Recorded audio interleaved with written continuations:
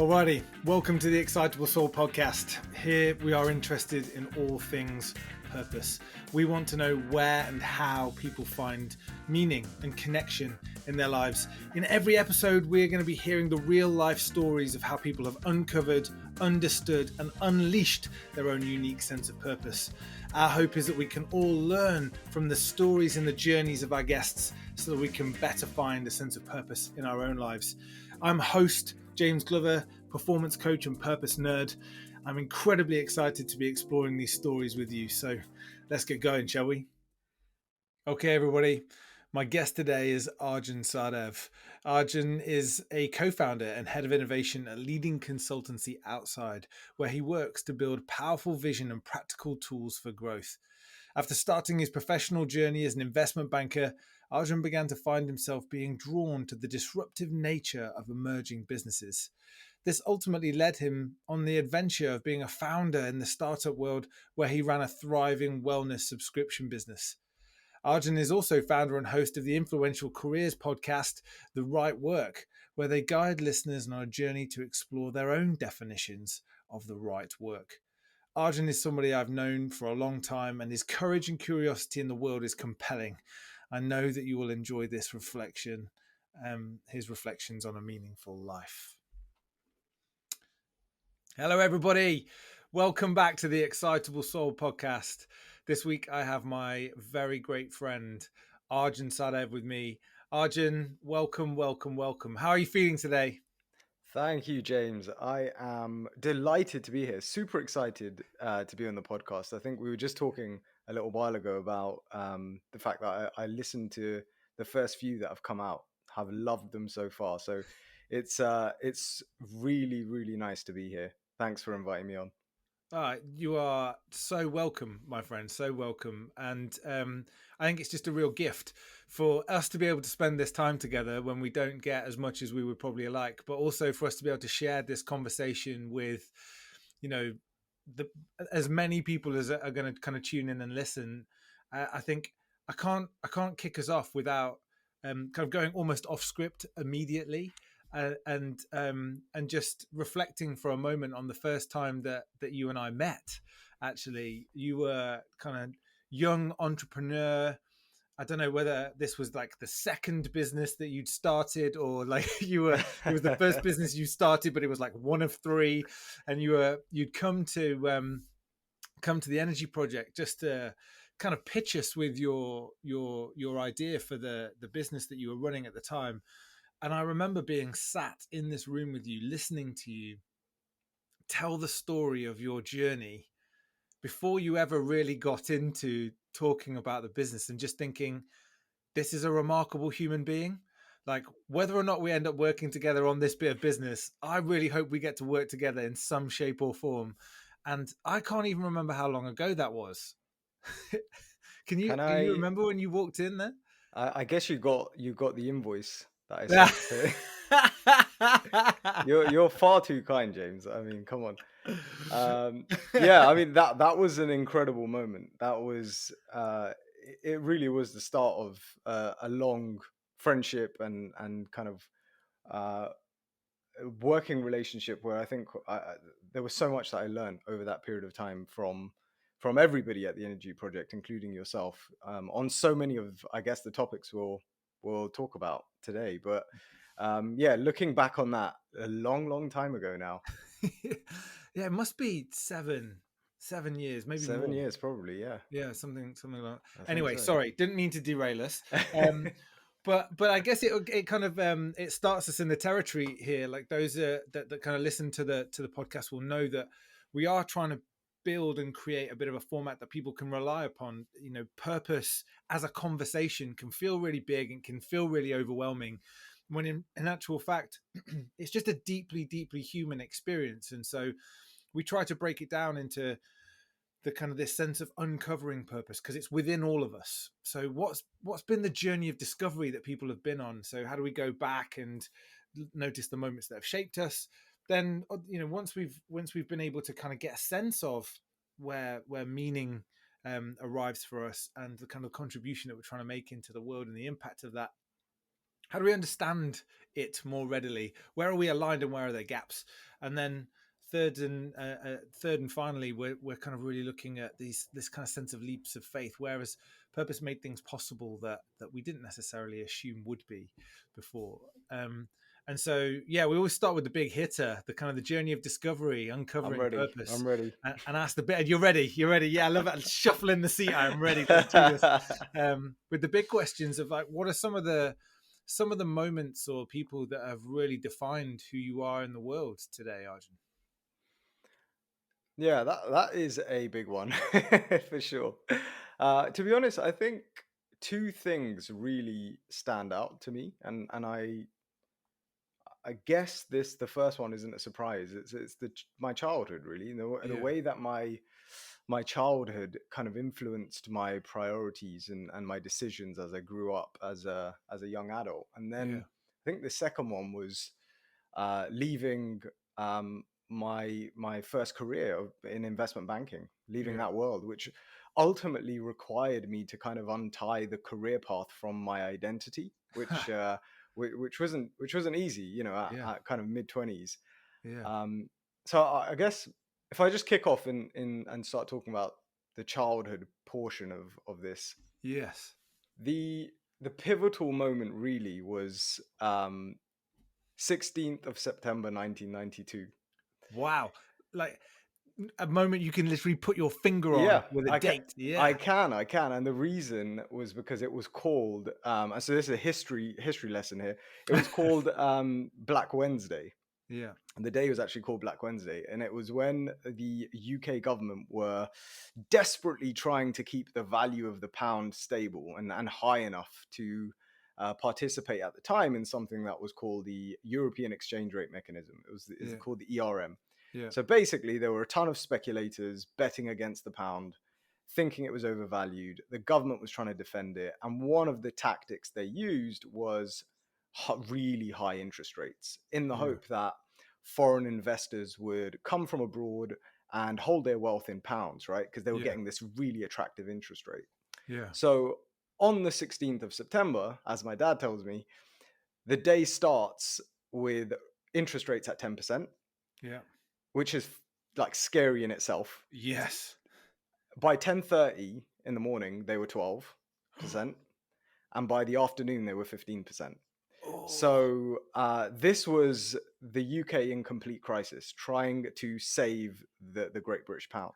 And let's just like put that into perspective right now, because what are we experiencing right now? Look at the rise that we've had in the last 12 months, which is Of a course. fraction of that over 12 months. This happened in a day. Yeah, yeah, it was absolutely unprecedented. So uh, the UK ultimately failed to defend the pound, and it Yeah. just plummeted in value. It was forced out of the ERM. Yeah. And in the aftermath of all this, which is kind of where it comes back to my story, or the inception of this story, is by the way, it was also a time of recession. So Yeah. this added to the pressure. But in the aftermath of all this, it meant my parents lost their business and they lost their home. So Yeah. we were a new family of four, my parents with two babies, Yeah. and we didn't really have anything left. And that Yeah. kind of set the tone for really what was going to influence me going forwards, as I saw my parents kind of get back on their feet. Yeah. Things like economic stability was just a key theme for me growing up. Yeah. When nobody wanted to get back to the position we were in. What Um, what were some of those experiences in that moment that kind of really stand out to you, Arjun? Like, where you feel comfortable to share, obviously, because I yeah, can yeah, imagine it was an incredibly difficult time. yeah. I think so. I was probably too young to remember the hardship. I've seen too much of the hardship anyway, and I Yeah. guess that's fortunate and unfortunate. But I remember growing up, I was quite into art and acting as a kid. I actually wanted to be. This was funny. I wanted to be a part-time car designer. I loved cars. I just wanted to draw, like make, create, and draw and design the most beautiful cars. And in the other half of my time, I wanted to act. because I really enjoyed this kind of sense of performing and being on stage, or drama, that kind of thing. And when family would come over, um, impersonating members of the family, making people Yeah, laugh. I loved the kind of juxtaposition of those two things, art and kind of performance. But when it was time to get serious, and I say this in jest, right? I was yeah, 16, so there's not much seriousness going on at 16. But when there was time to kind of think about what I wanted to do with my life, I just remember all the decisions I made around A levels, my university, my degree, the internships I did. They were all predicated on achieving this high status, economically stable career where yeah, me and my family would be insulated from any shocks. It was kind of this defensive position that I was yeah, building, right? And yeah, I was just laser focused on doing whatever was necessary to get, at the time, a front office investment banking job, even if that meant ignoring some of my more natural interests at the yeah, time, yeah, or ignoring the things that I had explored while I was a child. It was more important for me to just buckle down, pull my socks up, get serious, yeah, uh, become an adult kind of thing, you yeah, know. yeah, yeah. And yeah, I think that was one of the key things. Um, It's amazing. It's amazing to hear you talk with such clarity, Arjun, about this kind of um, what it felt like in that moment to make this choice, this active choice at 16, where we're all kind of going, yeah, 16, we think we're being serious, but we're 16, what do we know?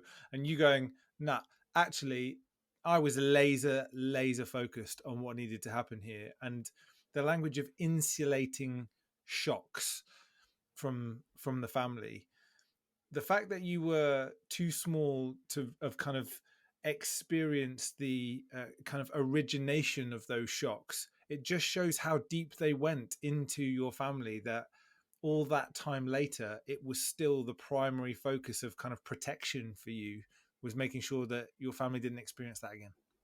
I completely agree, and I think when I have subsequently unpacked this over the years, it feels like it's what you're. I guess when you're growing up, my experience was when what was important for my parents inevitably became important for me, Yeah, and my parents were the conversations I remember around the proverbial dinner table were around, um, you know sometimes it was around getting to the end of the month in a good state, and yeah, being able to, talking about the cost of uniform, yeah, school kids uniforms and things like that. And I remember that, the conversation around being a stable family and living a stable family life, family life was important. So I think that had a big influence, as I said, on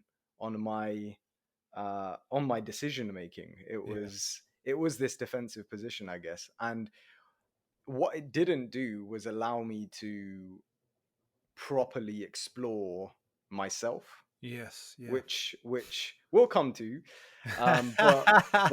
But when what I found interesting was, once I was so let's fast forward, a few years, and I'm there, Yeah, right? I think I've made it. I'm settled into the career. I've become. I'm in the investment banking job. I'm one of, I don't know. These things are ridiculously competitive, right? So there are multiple rounds of interviews and so on, yeah, and you're competing against people that are, incredibly smart and similarly well trained. yeah, And you always have this sense of imposter syndrome, but I yeah, managed. I got there, and I was yeah, like, okay, I've made it. I think I'm good. So once I'm settled into the career, I actually found myself quite disillusioned, to be honest. There was just this sense of emptiness. Like, is yeah, this it? Is this yeah, yeah, what, since I was the age of 16, I've been kind of talking about, this is what I'm going to do. And then there's me looking around on the trading floor, just really doubting, looking at like people that are, 20 years into their career, and I'm really doubting whether this is what I really want to do for the next 20 or 30 years. What was it? What was it you were seeing that was then starting to create that disconnection? Because you paint such a visceral picture of. I got focused. I beat out the competition. I had arrived, and I arrived, and I sat around and I looked around at what this then meant.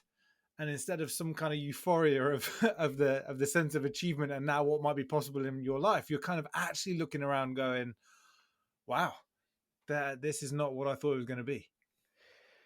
I think it's a combination of what I was seeing and what I was feeling. Yeah. Okay. What I was seeing was at just a grassroots level, the industry was going through a number of scandals, and Yeah. that is always, not really a nice time when you're young and impressionable to be in an industry where you're experiencing those kinds of things. That was, yeah, tough. Uh, and then there was also this first big wave of financial technology, fintech Yeah. Yeah. innovation that was disrupting the scene. So that was quite alluring as well, and I think probably made me explore the world of kind of innovation and entrepreneurship a bit more. But then what I was feeling really was this kind of sense of, as I said, emptiness, really. Yeah. I was feeling this sense of I'm not sure if there's something that isn't right here. I thought I Yeah. wanted this, and the the crescendo isn't as big as I thought it might be, Yeah. if that makes sense. And Total sense. Yeah. yeah, I guess it really confused me, and I explain the way that I talk about this is kind of as a quarter, being in a quarter life crisis, which is how I Yeah. describe it to everybody that I talk about. But I remember a conversation that I had with a colleague who was, kind of talking about what he wanted out of life, and there was a there was a big there was a kind of, I guess there was a big conversation that I had with him that was quite pivotal for me. Yeah. I remember him talking about, well, he ultimately left the industry. He left everything that he had worked for the last kind of 20 years. But I remember him saying that he could have continued. He could have continued and made enough money to retire in 10 years. But he really asked himself whether that was the life he wanted. Yeah. He want to, in his words, drag his feet.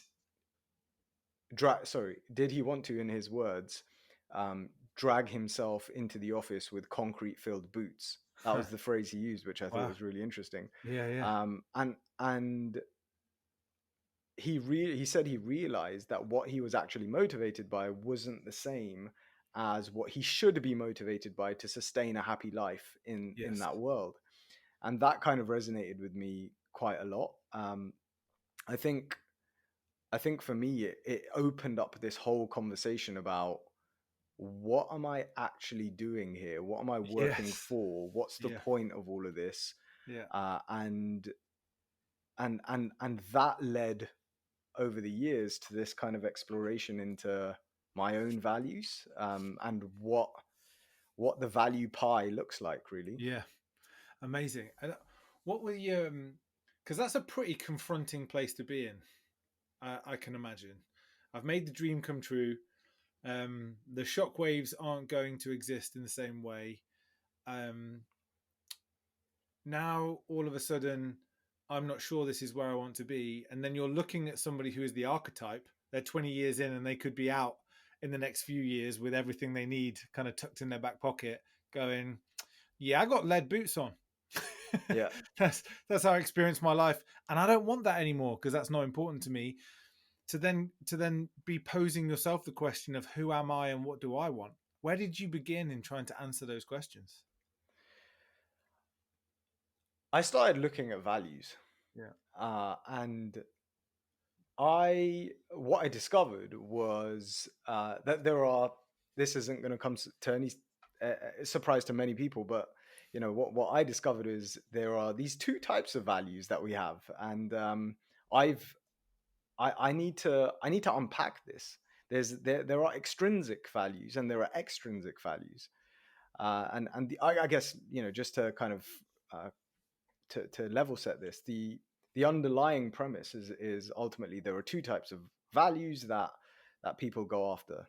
As I mentioned, extrinsic and intrinsic, and we're all really, what I found is we're all really a mixture of these two broad categories, right? Yeah. Valuing extrinsic things or extrinsic goals, things like financial success or stuff that will make my parents happy, will give them safety, status-driven jobs, luxury goods. This means pursuing things to kind of obtain these emotional rewards, this Yeah. respect, this adulation, this validation. Yes.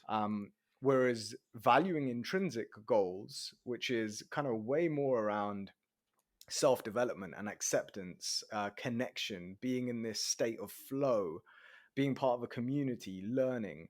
It's way more about pursuing things that are just inherently satisfying because they just meet our deeper needs, right? For Yeah. belonging, for growth.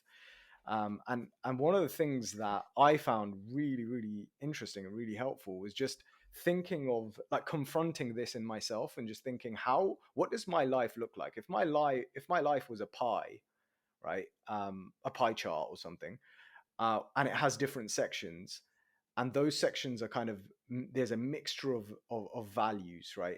Yeah. There's a mixture of values based on extrinsic and intrinsic goals. Things like there's a slice for spending time with my family, there's a slice for accumulating material goods, there's a Yeah. slice for money. Yeah.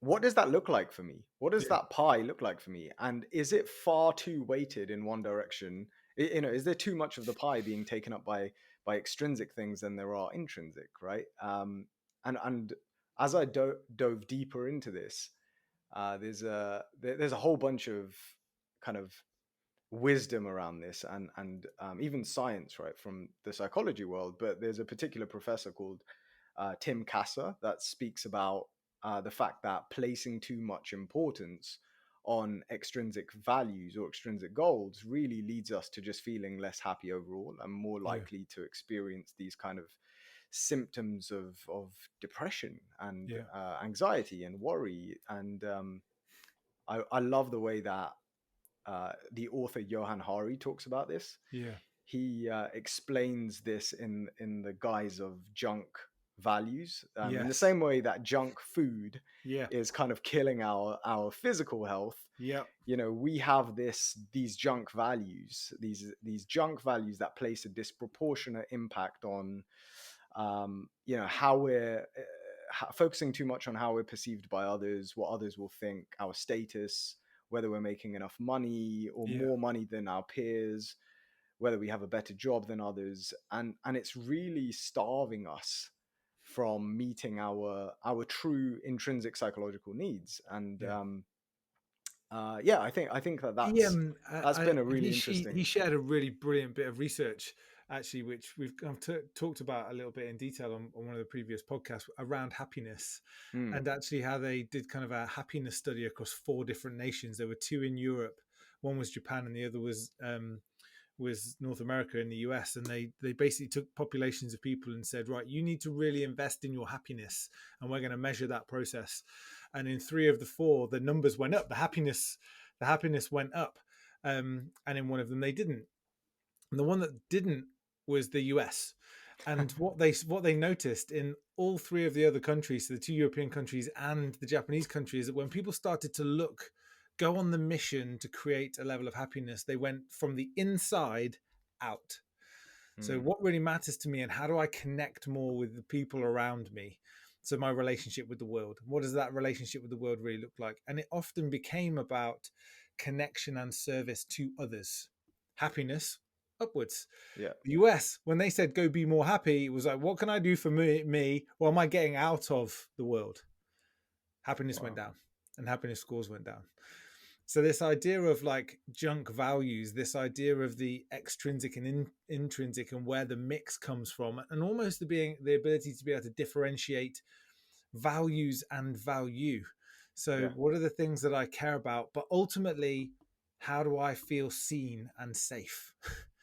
And being able to build a level of insight into those things for ourselves is and can be the difference between feeling a level of fulfillment and not. It's so true. And I think one of the other things that a lot I realized this later in life is just the the kind of relationship that these values have within each other, Yeah. how they are quite how they compound, this Yes. compounding Yeah. nature of these things. So if we just take this metaphor of a pie again, if the slices for your extrinsic values are bigger, they'll naturally take space away from Yeah. your intrinsic things, right? So that's one kind of thing to consider. The second is it's much easier for extrinsic values to kind of come together as a package. Mm. So it's going to take space in your life away even more than from the intrinsic things that actually provide a positive impact, as you've just Yeah. mentioned, on happiness. So if you're valuing the slice on kind of money versus your peers, just if that slice is far too big in your value pie, that will be easily coupled with valuing material goods Yes. and, like keeping up with the And the Joneses. status, yes, yeah, yeah, Exactly, big all, time, yeah. all of that stuff. And so it's naturally going to take space away from some other things, which Yeah. is why you see this. I mean, you see examples of that everywhere, right? But uh being able to just think about that and confront that, I think, is quite scary, to be honest with you, Yeah. because Sorry, you I didn't mean to go cut on. across you, but like just having this kind of really, I'm having a visceral experience here of the way that you are able to articulate the interconnection, not only between the kind of the compound effect of different types of values, but the intrinsic connection between the kind of the uncovering, understanding, and unleashing of purpose. Because for me, all of those elements are coming true for you to some degree at the same time in the same moment, which is I'm looking back at the journey that I've been on, and I'm understanding the things that have shaped me. I'm now starting to acknowledge actually what really matters to me and where there is a misalignment, and I need to do something different. And that something different is going to be pretty big because it's not going to be what I thought it was for the last, half a decade of focus and effort, which is a huge investment when you are that age, right? That's the fact. It's a quarter of your life experience has been focused in on achieving this thing, and it turns out it's Absolutely. not what you want. So Yeah. what happened for you in that moment then? So once you started to confront those questions and you started to identify the pie and the pieces of the pie and what they looked like, where did that then take you? So it really took me to thinking about what success meant for me, Yeah. and that was really the that led to me being able to unpick and untie and shed this identity that I had been holding of um, that was far too skewed towards extrinsic values and achieving whatever I kind of wanted to achieve, or having a job title that I had dreamt about for years. So I had to I felt like the best way of doing this was just to kind of go back to the root and start to think about what is this? What does success mean for me? And then Yeah. where is that going to take me? Right. Yeah. Um, and I guess I've learned quite a lot about this, and the fact that firstly, it's a continuous, perpetual journey, and I'm always thinking about it, and always creating like developments around my own notions and definitions of success. And that helps from having conversations, introspection, being open to different experiences, and actually feeling rather than planning. Yeah. One of the biggest shifts that I've had to make is plan less and feel in the Yeah. moment. Be what's actually going on right now. But one of the, I guess, insights I've had recently is that what's the goal? What's the kind of goal? What's the goal of this game that we call life? And I guess when I was 19, 20, 21, I would have said it's money, it's material goods. But actually, I'm much more inclined to say it's quality of life now. Yeah. And because that phrase quality of life is so individual, right? It's so individual to each person. Money is great. Money is an enabler. Yeah. It's a facilitator. For sure. But if you're chasing if you're chasing a dollar amount or these extrinsic goals, the chances of you ending up highly dissatisfied is extremely high, I think. Yeah. Yeah. So when we talk about kind of success and definitions of success and happiness, I think it's starting to think about what are the things that roll up into this idea of a good quality of life for you. Yeah. And for me, one of the big things was how I feel about myself when I'm alone, Wow. when I'm by myself, right? I guess you could say it's like a proxy definition of success almost. How do you feel about yourself when you're by yourself, Yeah. right? And there's so much that kind of goes into that. It's like pride. Am I living according to my intrinsic values that I've just kind of tried to explore? Am I treating others in the way that I would want to be treated?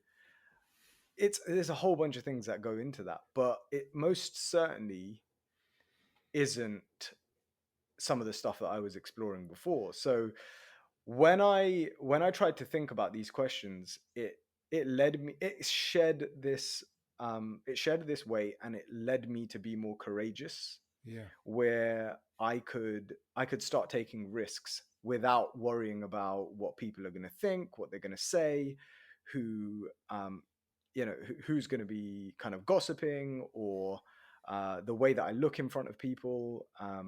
It just allowed me to say I'm going to explore something that I think would give me a lot of intrinsic value, right? Because I'm doing this for the joy of doing it.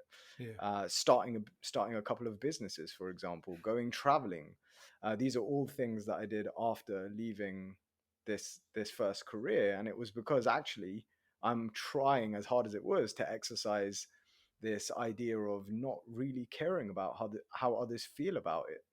Yeah. Um, it's I, something that I think will give me joy, give me this intrinsic inherent joy. I think you've just well, you've just slapped me around the face pretty hard here, Arjun, with this, comment of I had to look at how do I define success, and then the place that you went to was how do I feel when I'm on my own. Holy shit! What? like, how many of us give ourselves the space and time to actually just be with ourselves in that way? I think that for me feels like a massive confronting statement to make, and a question to pose to each of us, like how do you. So Arjun, there's something I think really confronting about what you just shared there, which was you acknowledged that you needed to redefine what success looked like for you, but the place that you went to just really shocked me. It was like a slap around the face of actually, how do I feel when I'm on my own? That's the measure, that's the barometer.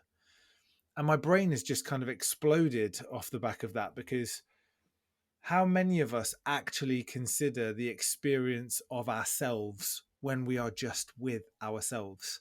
Yeah. How many of us give ourselves even the smallest moment to just be at one with who we are? How quickly does your phone come out in any situation to create a level of distraction or engagement, connection of a falsehood, of a false type, when we have a moment? So, you could be waiting for somebody to come off the tube and meet you in a different place. You could be in between Teams calls. You could be walking down the street to go pick your child up from school.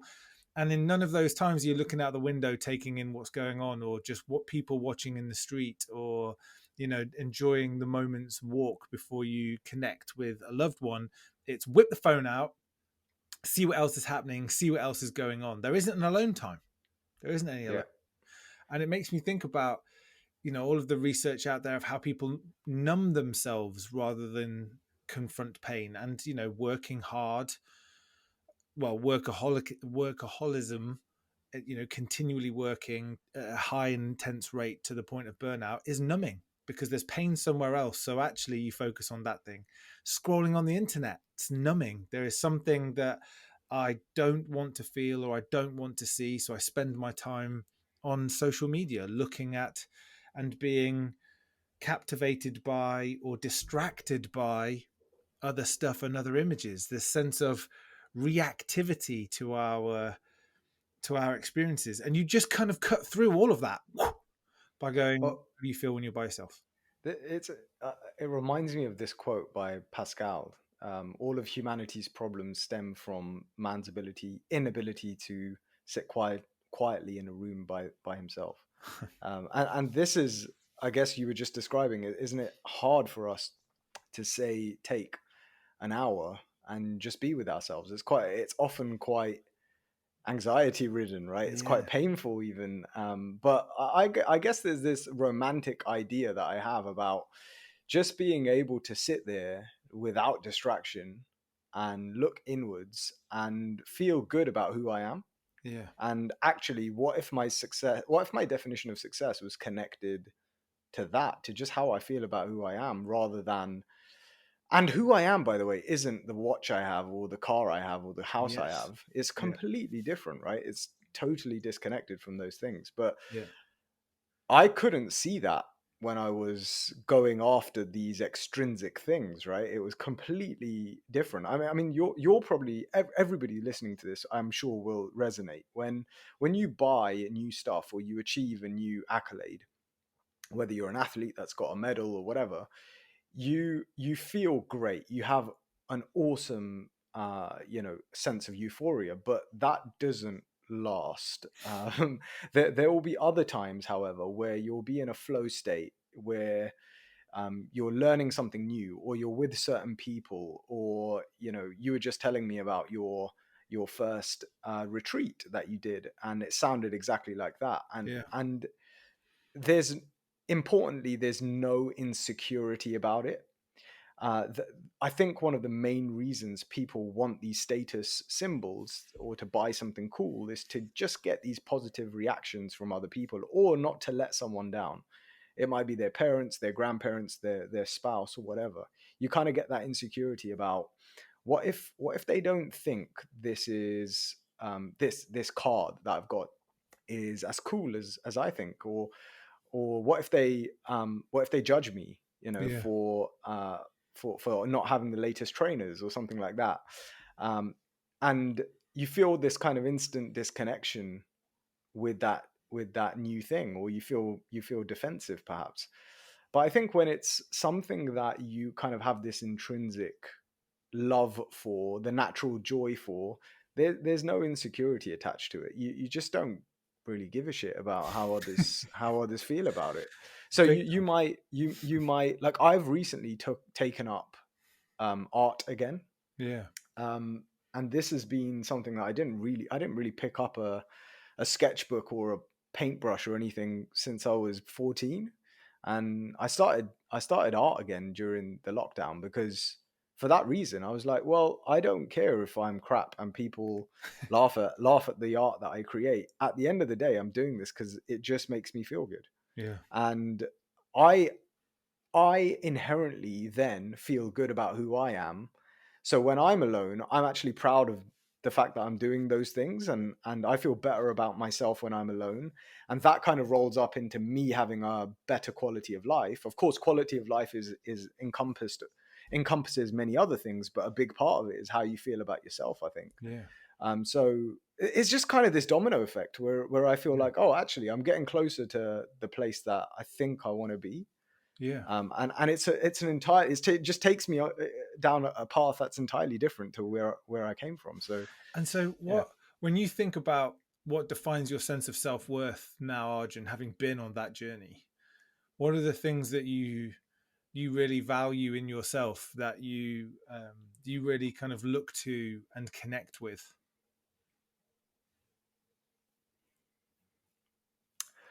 I think for me, it's and this is probably this is probably recency bias, but I I feel really strongly about doing something that doesn't take my life away from being with my loved ones.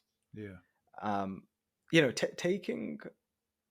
I guess let's go to that conversation that I had with my ex colleague years ago, who realized that what he was actually motivated by wasn't the same as what he should be motivated by to kind of sustain this happy life.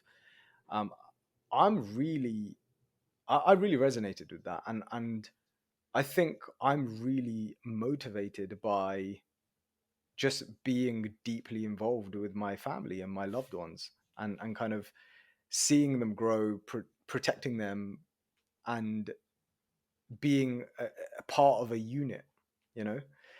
And taking things that take my life away from being with loved ones in a way that isn't conducive to what I think a good life is for me is definitely something I don't want to go down.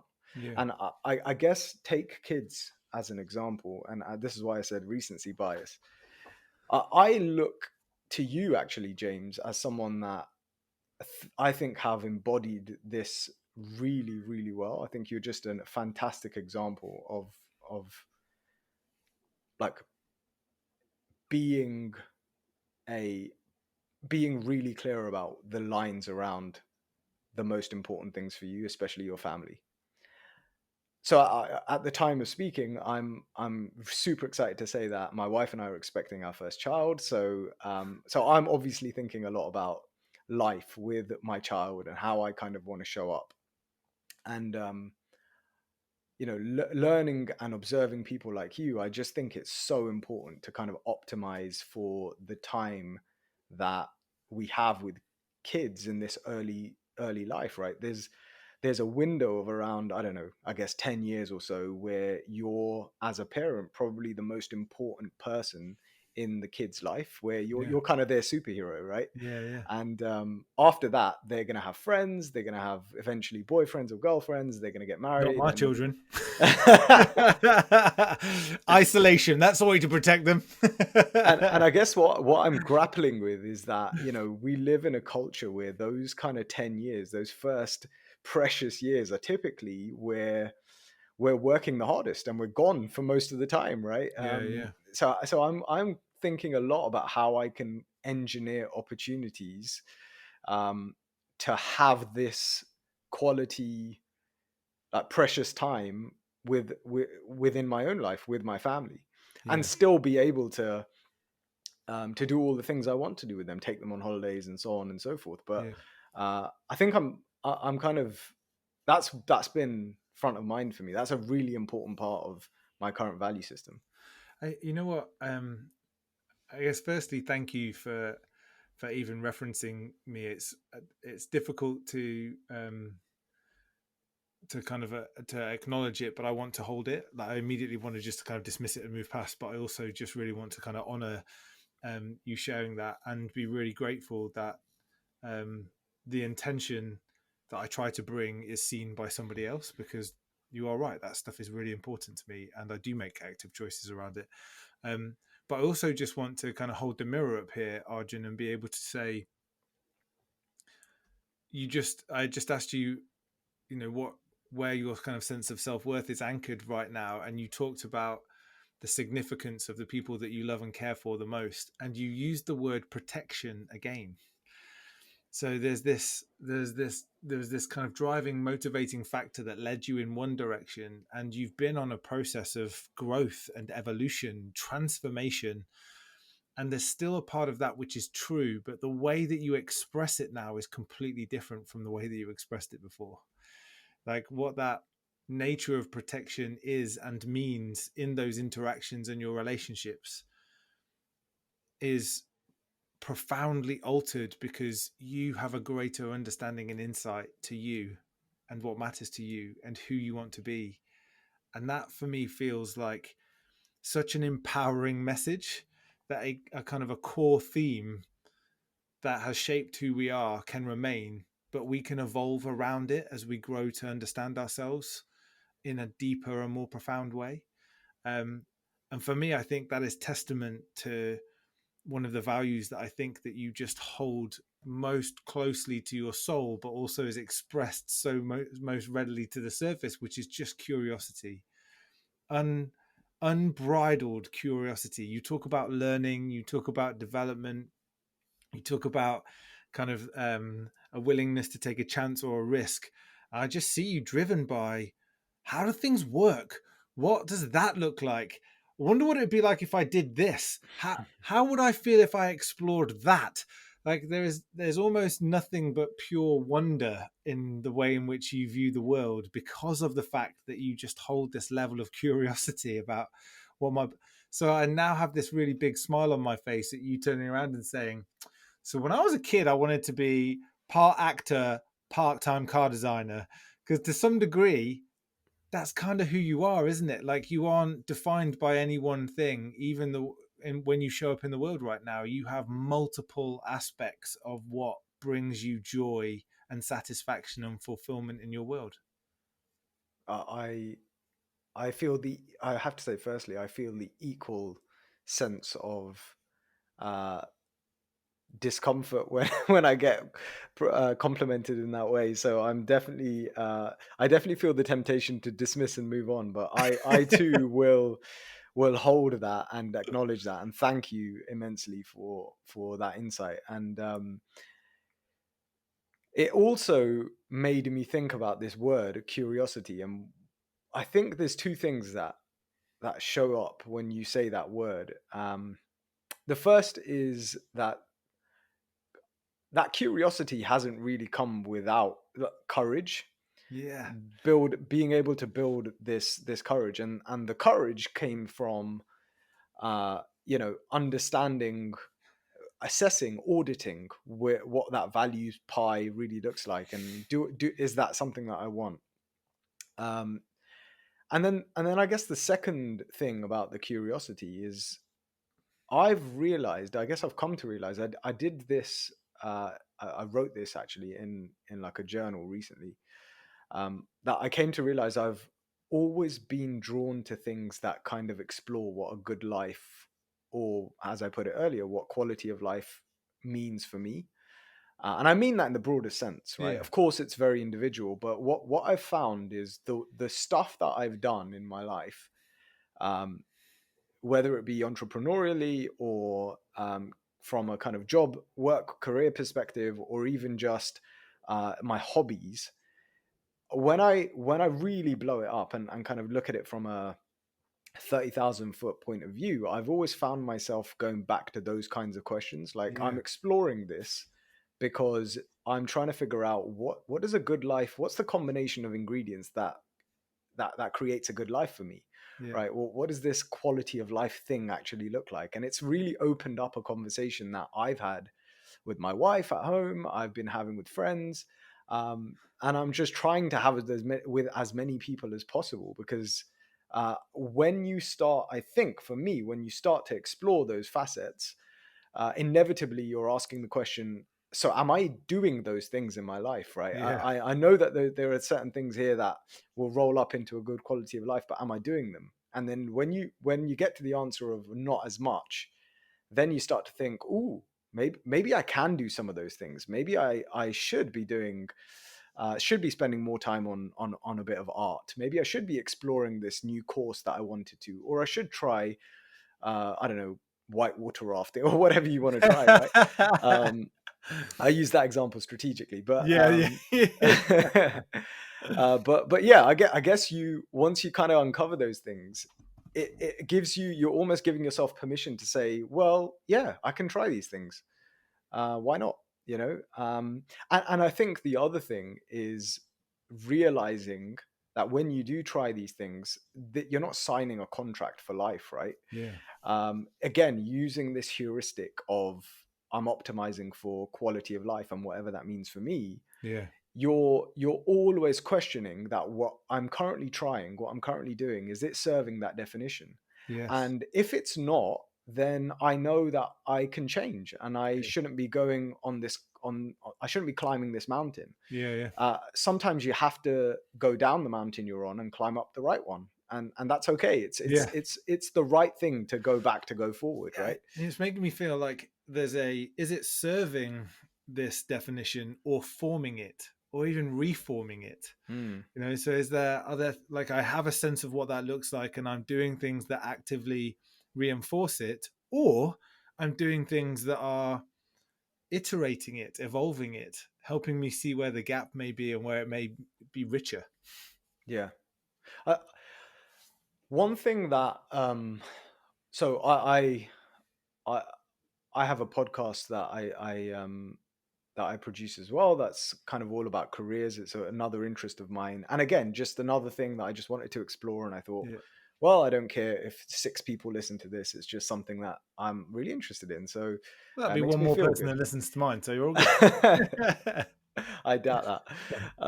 But one of the most useful tools that I think helps, which is something that a guest on my podcast spoke about, is this thing called like the deathbed test, right? You've probably heard of this, but um, the way that I think about it, and I've been thinking about it a lot when I come to these kind of junctures in my life, is how can I get to a point where I'm thinking, will I regret this on my deathbed?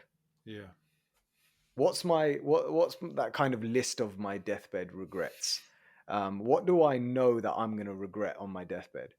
And if I can then explore what's going on within me, how can I kind of looking at that list? If I form a bunch of, there's a bunch of things that are on that list.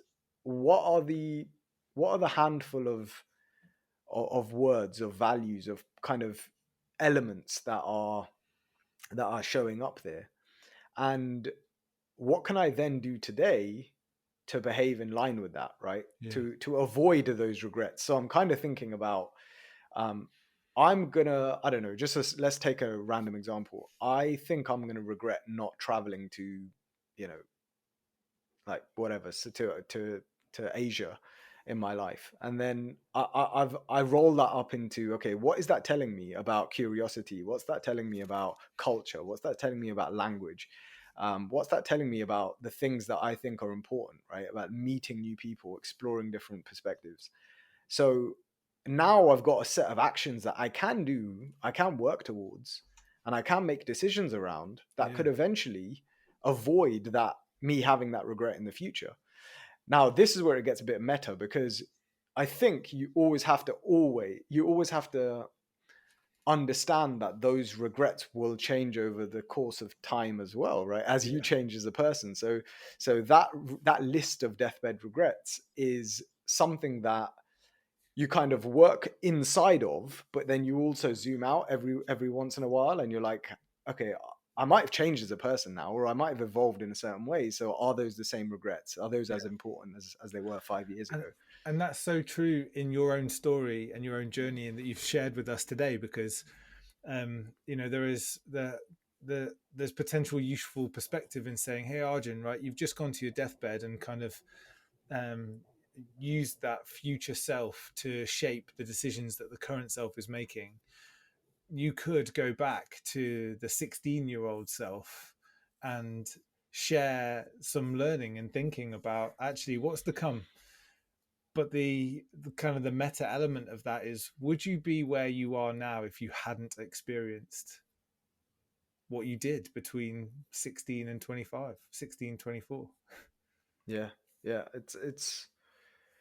It's a super interesting topic, I think, and um, I think I know that one of the big aspects of this conversation and previous conversations you've had, and the what's almost at the one of the core pillars of the Excitable Soul is kind of this idea of leaps of faith. And that's where I think that this becomes really interesting when you kind Yeah. of think about it using that lens. because a yes, there are some practical leaps of faith that I think I've made. So I left banking. That's a leap of faith. I started a business. Anyone starting a business is taking a leap of faith. You know that. But again, this is me being a little bit philosophical. I think what all of those things for me have in common is that they're exploring these more counter-cultural paths and Yeah. questions. So I Yeah. think for me the leap of faith, the big leap of faith, is having the courage to explore the question that I was afraid of. Yeah. Amazing. Like, is this, it's like, is this how I want to live my life? Yeah. Is this how do I want my life? What do I want my life to actually look like? Right. And the big unlock for me has just been reorientating and this is a journey. This isn't, I say unlock Yeah. deliberately because it Yeah. has unlocked the journey. Yes. I Yeah. haven't got to the destination. I don't think there is a destination, Yeah. but It's a direction, right? It's a it's a direction, not a direction. Yeah. destination. And that has been just kind of reorientating what I'm organizing my life around. Um, and there've been a number of things that I think have helped move me forward in that direction, and one of those is just embracing the fact that we have very limited time on this planet, right? So rather than kind of panicking that, and this I'm struggling with this all the time. I panic a lot about the fact that time is finite. So I need to get everything done. I need to be as productive as possible. But I'm trying so hard now to embrace that and to Yeah. say that I will never get through my list of achievements of things that I would love to get done or whatever that is. And I should realize that every choice I make requires a sacrifice. So let's actually choose what matters most. Yeah. Let's really think about that, right? And reorientate what I'm organizing my life around, because it can't be everything. And that's, I think these forcing functions like having children or being in a loving, stable relationship, these are the things that just push you into making these decisions, right? And saying, well, you can't do everything. You can't. Time is finite. So yeah, I think that's been like a big thing for me. I love. I almost feel like we have to pause the conversation, Arjun, because that would just felt like a mic drop moment for me in you being able to just kind of reframe what leaps of faith really means to you, and that sense of courage in being able to explore the question that you don't want to answer and what comes out of that, and the kind of the possibility of focus that gives, because we can't do everything, and that for me couldn't be a, a clearer definition of a purpose-led life, is that there's an abundance of things that could either distract us or tempt us, and actually where do we want to put our focus? Because, well, focus goes, energy flows, right, as Yeah. the great Tony Robbins says. So I just want to leave that in people's ears at the end of this conversation. I want them to kind of go away and really mull on that sense of courage and explore those questions for themselves, because that for sure will lead to leaps of faith and just make more things possible in people's lives. So, Arjun, mate, thank you so much for, for being in this podcast and in this conversation. Oh no, it's been amazing. I mean, I don't know if we've got more time or Mate, you go for your life. so. I just wanted to pick up on something that you mentioned there. It made me just think about, like, why has that been such a important leap of faith for me? And it's because I say this in jest with my friends. I say I'm a recovering perfectionist or planner. I had planned my career and my life from the age of 16, right? It was like, okay, I'm going to go to this university to do this, course to then get this internship to get this job, and then 3 years later I get promoted, and I know what path I'm on, right? And I very often still kind of slip into that planning perfectionistic mode. But the reason why having this leap of faith to say, what do I actually want, and is this serving me? And am I living my life, or am I orientating my life around the things that actually matter to me? The reason why that I think has been so confronting and heavy, to some degree for me, is because it kind of requires you to question whether the plan you've made and constructed, whether you need to throw that away. Yeah. And that's why I think it's been so interesting for me, is because I feel like every time I'm asking those questions, I'm confronting that plan, and I'm saying, hold on, that we don't have to plan anymore. We can feel, right? Yes. And Yeah. that's not a natural position for me. That's all I'm saying. It's not a natural position, but that's something that I wanted to mention. And I think the other thing, you're go on. speaking to kind of a central tenet around the work that we do at the Excitable Soul in terms of understanding a sense of purpose, which is it's simply minding the gaps. Right? It's minding the gaps and the things that we can where we can imbue life with meaning versus what is actually really meaningful to us can be the difference between experiencing life one way and another. And so this idea of perfectionism is, it's protective in nature. It's part of the reason why we cling on to it. There's a control element of it. There's a right element to it. There's a certainty element to it, which just isn't life. Yeah. And so perfectionism in its own right creates a gap. It's a misalignment to a sense of purpose. And actually what you're describing there is not only knowing what creates the misalignment, but actively how to course correct, which is own it. Hey, I'm a recovering perfectionist, and what I need is to just feel, not to control, not to protect, but just to feel, because that's going to give me the greatest possibility of aligning with what really matters. I want to expose one of the excuses I used to say to myself, I try not to anymore, is the when I finally. Yes. I call it the when I finally, right? So it's so easy to fall into this, and it's just another control mechanism. It's like, okay, I said to myself, Arjun, when you finally get X, Y, Z, or when I finally have this, that, and the other, then I will go on the holiday with my family, or I will pick up art, or I will whatever that is, right? I'm wasting, in many ways, I'm wasting the present for an idealized future state, right? And in the process, I'm neglecting what's actually really important to me. And I think the big challenge around that has been like, how can you design a life now to be much more congruent with what you want your life to really look like at retirement, or whatever that vision looks like. And it reminds me of this story I love, this parable of it's a Mexican fisherman and a banker. Funnily enough, it's a lovely story. I really like this. I'll share it. So there's an American investment banker that was, I don't know why it's an investment banker, but Sounds like you're starting a joke that we might have in the pub. So there's this American investment banker, and he was taking a much needed vacation, as you can imagine.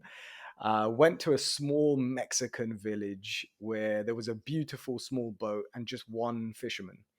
The sun is kind of beaming in the sky, and this boat had just loads of fish, loads of beautiful fresh fish on it. And this banker was just impressed, because he was just thinking, wow, the quality of this fish is incredible. So he asks this fisherman how long it took to catch all these fish, and he said, well, it only took a little while. And the banker then says, so why didn't you stay out longer and catch more fish? Why weren't you more productive? right? It sounds familiar, right? So the banker said, the fisherman responds to him, and he says, "Well, I think I've got enough here to support my family's immediate needs. Right, this is all they need right now." So the banker says, "But what do you do with the rest of your time, if you don't mind me asking?" And he's completely perplexed because he's like, well, I never understood this philosophy of life. I'm from New York, I just want to go. I'm a go-getter. And the fisherman says, well, I sleep late, I fish a little, I play with my children, I take a siesta with my wife, and then I stroll into the village each evening and I have a little bit of wine and I play guitar with my friends. And I have a full and busy life. And the investment banker says, he kind of scoffed at him, right? And he says, well, I'm an Ivy League MBA banker. I reckon I can help you. So you can spend, if you spend more time fishing, with that extra money, you can buy a bigger boat.